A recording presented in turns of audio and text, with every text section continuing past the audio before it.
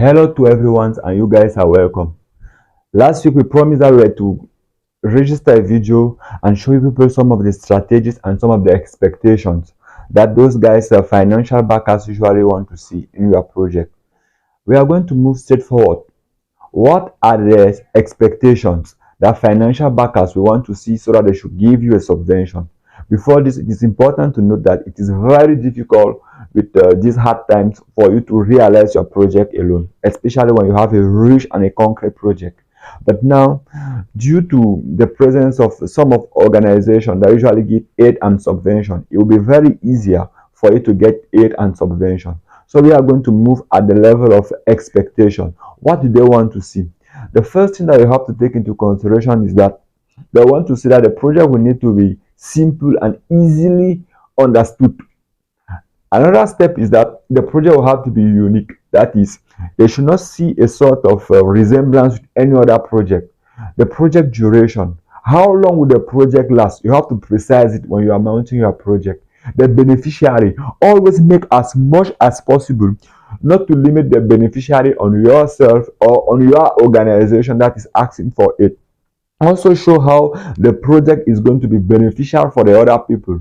The next thing that you have to take into consideration is the project justification and the objectives of the project.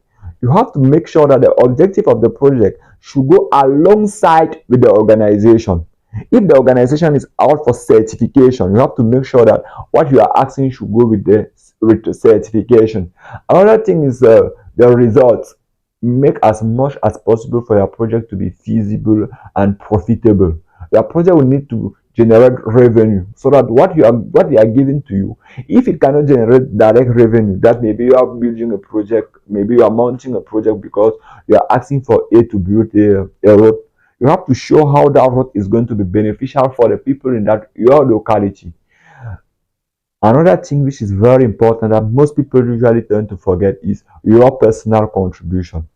Always mention your personal contribution in your project. And that's why it is very advisable to start your project on your own before looking for aid or any other subvention. The last thing that will need to enter into your project will be at the level of the risk. There are certain things that may make your project to fail. And those things, what are the strategies that you are going to put in place so that your project should see the day? What are the strategies? What are the solutions that if these risks may happen to come, what will you do? For instance, if stealing is part of the risk that may make the project to fail, what will be the strategies that you are going to put in place so that the produce should not be stolen? Now we are now going to move into the strategies. The strategies are what we usually call the 3S and the M square strategies, where the first X stands for searching for financial backers. There are many websites and there are many organizations that do funding. Just depending on your locality, you have to search. Once you look these financial backers, the next thing that you have now to do is studying the organization so that you should come out with a project that will resemble or that will reflect to the objective of the organization. That would be the second X. The third X now would be starting with the little means that you have and having a record of it. Starting with the little means that you have means what? You have to start the project on your own. And when you start the project on your own, what you now need to do is that you then need to make sure that you record it. All of us have a Facebook account. When you and your farm, try as much as possible to keep those images so that you should take the link. So if it is a software document that you are going to send, you just take the link and directly insert it into your project so that when they click into the link, they should see what you have started.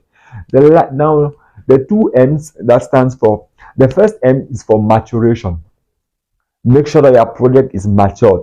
And for you to have a matured project, you must not wait that they should launch that, okay, from this date to this date, we are going to give aid or subvention. No. You have to mount your project, mature the project, and make sure that at all the stages of your project, the project will need to be viable so that the project should not fail. The next thing is will be at the level of mounting your project properly. Now, to mount your project properly, there are technical words that you need to have into your project. Wherever you are, you can easily get aid or assistance into the nearby governmental organization that may exist, or you can look for any expert. For instance, AGRO-FOOD FM, we are in charge of mounting projects and giving some advices so that we should make a good choice of word. Let me end this video by saying this thing that I usually like to say.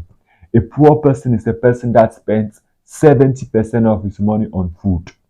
By the time you spend 70% of your money on food, you are going to be poor.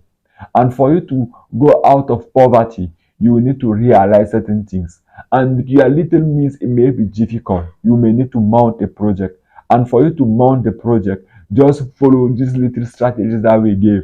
And if you have any difficulty, we are going to be very happy to help you. You just have to click to us directly. Thanks for sharing the video. Thanks for watching the video. Thank you very much.